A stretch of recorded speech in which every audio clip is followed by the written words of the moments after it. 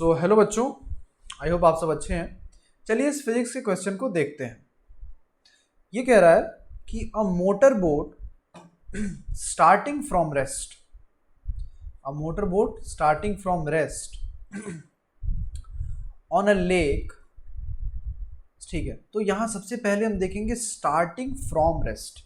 तो जब भी कह दे कि रेस्ट से शुरू हो रही है, इसका मतलब हम समझ जाएंगे कि ये हमसे धीरे से कहना ये चाहता है कि इसकी इनिशियल वेलोसिटी 0 मीटर पर सेकेंड है। तो इससे हम समझ गए इजीली।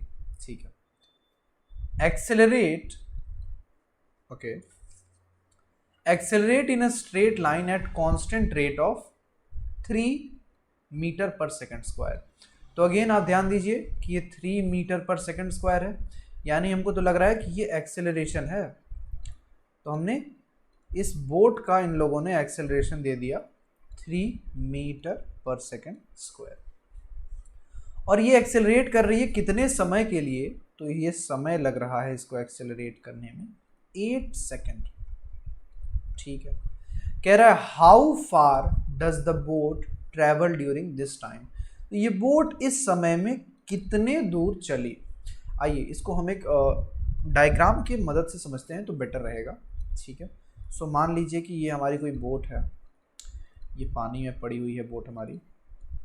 ये कह रहा है लेक है। ठीक है, तो लेक में ये जो बोट है वो शुरू तो हो रही है रेस्ट से, यानी इसकी इनिशियल वेलोसिटी 0 मीटर पर सेकेंड थी। इसके बाद ये बोट चलना शुरू करती है, और चलना शुरू करती है तो ये एक्सेलरेट करती है, और एक्सेलरेशन का इसका रेट होता है 3 मीटर पर सेकेंड का स्क्वायर, और ये कुल 8 सेकेंड तक एक्सेलरेट करती है। तो ये हमसे पूछा जा रहा है कि भाई साहब 8 सेकेंड में ये बोट कहाँ से कहाँ पहुँच गई होगी। तो हमने बोला कि 8 सेकेंड में इसने s दूरी तय की होगी, s मीटर दूरी तय की होगी।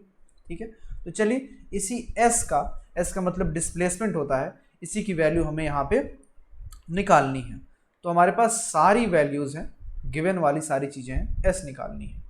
एस निकालने के लिए दो फॉर्मूला होता है, फटाक से हमारे दिमाग में आएगा कि एक होता है s is equals to u t plus half a t square, एक होता है v square is equals to u square plus 2as। अब क्या लग सकता है?